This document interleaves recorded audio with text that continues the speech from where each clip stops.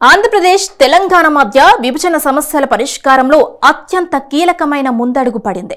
ప్రజల అభ్యున్నతికి దోహదపడేలా ఉమ్మడి లక్ష్యాలను సాధించడం కోసం రెండు రాష్ట్రాలు కలిసి పనిచేయాలని పిలుపునిచ్చారు ఏపీ సీఎం చంద్రబాబు. ఇందుకోసం ఈ నెల 6న హైదరాబాద్లో సమావేశం ఏర్పాటు చేయాలని కోరుతూ తెలంగాణ సీఎం రేవంత్ రెడ్డికి లేఖ రాయడం ప్రాధాన్యం సంతరించుకుంది.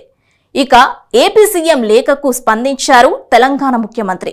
ప్రజాభవన్ వేదికగా చర్చలు జరుపుదామంటూ ప్రత్యుత్తరం రాశారు రేవంత్.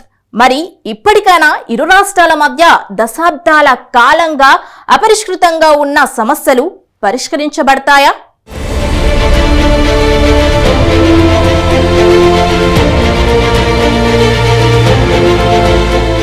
పదేళ్లు పూర్తయ్యాయి. ఏపీ తెలంగాణలో 2 సార్లు ప్రభుత్వాలు మారాయి. ముచ్చటగా 3సారి ప్రభుత్వాలు కొలువు తీరాయి. కనీసం ఇప్పటికైనా 2 తెలుగు రాష్ట్రాల మధ్య ఉన్న విభజన సమస్యలు పరిష్కారం అవుతాయా? ఇటు తెలంగాణ అటు ఏపీలో కొత్త ప్రభుత్వాలు ఏర్పాటైనప్పటి నుంచి 2 రాష్ట్రాల ప్రజల మధ్య ఇదే చర్చ జరుగుతోంది.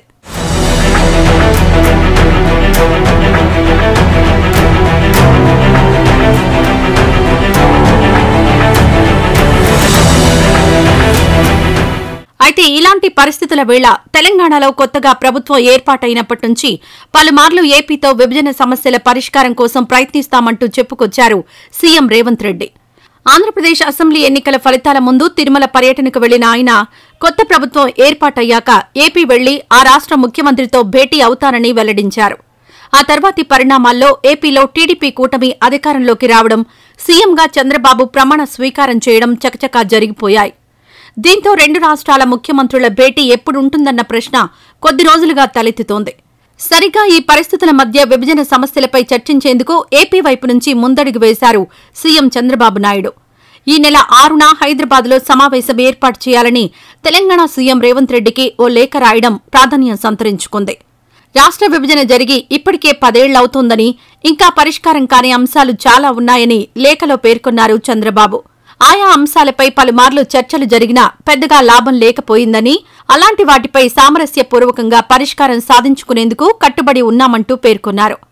ఏపీ తెలంగాణ ప్రయోజనాలను దృష్టిలో పెట్టుకుని ముఖాముఖి చర్చల ద్వారా కీలకమైన అంశాలను పరిష్కరించుకునేందుకు వీలుంటుందని లేఖలో ప్రస్తావించారు చంద్రబాబు.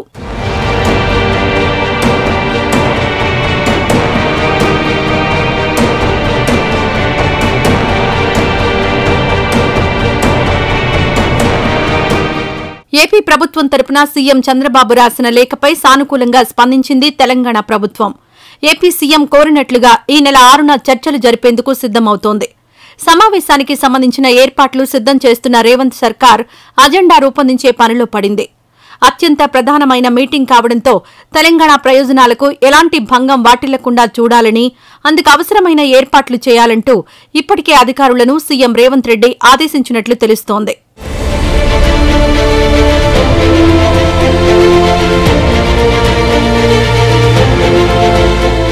రెండు రాష్ట్రాల ముఖ్యమంత్రుల భేటీ నేపథ్యంలో మంత్రులు సైతం స్పందిస్తున్నారు. భద్రాచలం విలీన గ్రామ పంచాయతీలపై చొరవ తీసుకోవాలంటూ సీఎం రేవంత్కు లేఖ రాశారు తెలంగాణ మంత్రి తుమ్మల నాగేశ్వరరావు. ఏపీలో విలీనమైన ఎటపాక, గుండాల, పురుషోత్తంపట్నం, కన్నాయిగూడెం, పిచుకలపాడు గ్రామ పంచాయతీలను భద్రాచలంలో కలపాలంటూ ఈ మేరకు విజ్ఞప్తి చేశారు మంత్రి తుమ్మల. మరోవైపు హైదరాబాద్లో ఏపీ సర్కార్ ఆధీనంలో ఉన్న ఆర్ఎండ్బీ భవనాలను తిరిగి స్వాధీనం చేసుకునేందుకు అనుసరించాల్సిన ప్రక్రియపై అధికారులతో చర్చించారు మంత్రి కోమటిరెడ్డి వెంకటరెడ్డి. ఇప్పటికే ఆర్ఎండ్బీ శాఖ పరిధిలో ఉన్న లేక్ వ్యూ అతిథి గృహం, మినిస్టర్స్ క్వార్టర్స్, ఎమ్మెల్యేల నివాస సముదాయాలతో పాటు గ్రీన్ ల్యాండ్, మంజీరా అతిథి గృహం వంటి ఆస్తుల అంశంపై అవసరమైన సమాచారం తెప్పించుకునే పనిలో ఉన్నారాయన.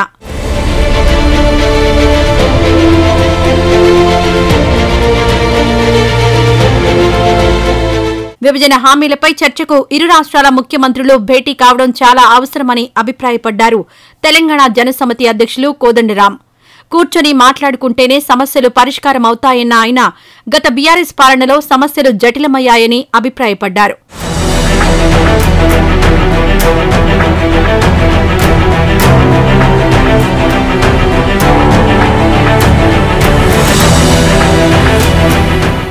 విభజన సమస్యల పరిష్కారం దిశగా ఏపీ ప్రభుత్వం ముందడుగు వేయడంపై హర్షం వ్యక్తం చేసింది బీఆర్ఎస్. అపరిష్కృతంగా ఉన్న సమస్యల పరిష్కారం కోసం ఏపీ సీఎం చంద్రబాబు తెలంగాణ ముఖ్యమంత్రి రేవంత్ రెడ్డికి లేఖ రాయడాన్ని స్వాగతిస్తున్నామని అన్నారు మాజీ మంత్రి హరీష్ రావు. మొదటగా ఏపీలో కలిపిన 7 మండలాల విషయాన్ని చంద్రబాబుతో చర్చించాలని ఈ సందర్భంగా సీఎం రేవంత్ రెడ్డికి సూచించారు హరీష్ రావు. ఆంధ్రప్రదేశ్ ముఖ్యమంత్రి గారు చంద్రబాబు నాయుడు గారు రాష్ట్ర విభజన సమస్యల మీద చర్చించడానికి మన ముఖ్యమంత్రి గారికి లేఖ రాసినట్టుగా పత్రికల్లో చూశాం. సంతోషం. ఏదైనా చర్చల ద్వారా సమస్యలు పరిష్కరించుకోవాలి. అయితే మన రాష్ట్రానికి సంబంధించిన అతి ముఖ్యమైన సమస్య, రాష్ట్రం ఏర్పడిన తొలినాళ్లలోనే 7 మండలాలను లోయర్ సీలేరు పవర్ ప్రాజెక్టును ఆ రోజు అన్యాయంగా ఆంధ్రప్రదేశ్ లో కలిపారు. మరి రేవంత్ రెడ్డి గారు ఈ విషయం మీద చొరవ చూపాలి. చంద్రబాబు నాయుడు గారి మీద ఒత్తిడి తెచ్చి మన 7 మండలాలు మన లోయర్ సీలేరు పవర్ ప్రాజెక్టు మనకు వచ్చే విధంగా మరి కృషి చేయాలి, ప్రయత్నం చేయాలని చెప్పి నేను డిమాండ్ చేస్తా ఉన్నా. అది మొదలు 7 మండలాలు వచ్చినాకనే విభజన సమస్యలపై ముందుకు వెళ్లాలని చెప్పి కూడా నేను ప్రభుత్వాన్ని కోరుతా ఉన్నా.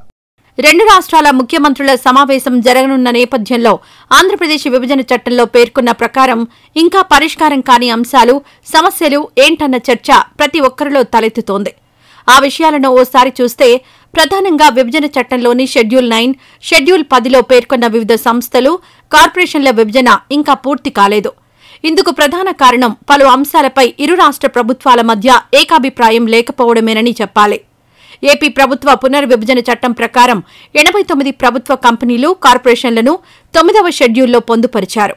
వాటిలో ఆంధ్రప్రదేశ్ రాష్ట్ర విత్తనాల అభివృద్ది కార్పొరేషన్, ఆంధ్రప్రదేశ్ రాష్ట్ర వ్యవసాయ పారిశ్రామిక అభివృద్ది కార్పొరేషన్, ఆంధ్రప్రదేశ్ గిడ్డంగుల కార్పొరేషన్ వంటి ప్రభుత్వ ఆధ్వర్యంలోని కంపెనీలు, కార్పొరేషన్లు ఉన్నాయి.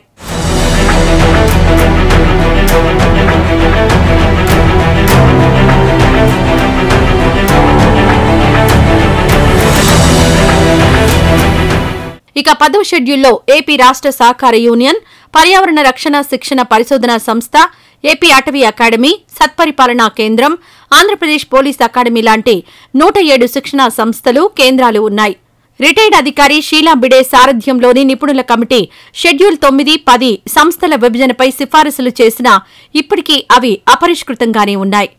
అటు ప్రభుత్వ ఆధీనంలోని రోడ్డు రవాణా సంస్థ ఆస్తులపై 2 రాష్ట్రాల మధ్య నెలకొన్న విభేదాలు ఇంకా కొలిక్కి రాలేదు. ఇలా 1, 2 కాదు, తెలుగు రాష్ట్రాల మధ్య ఇంకా పూర్తి కాని ఆస్తుల పంపకాలు చాలా ఉన్నాయి.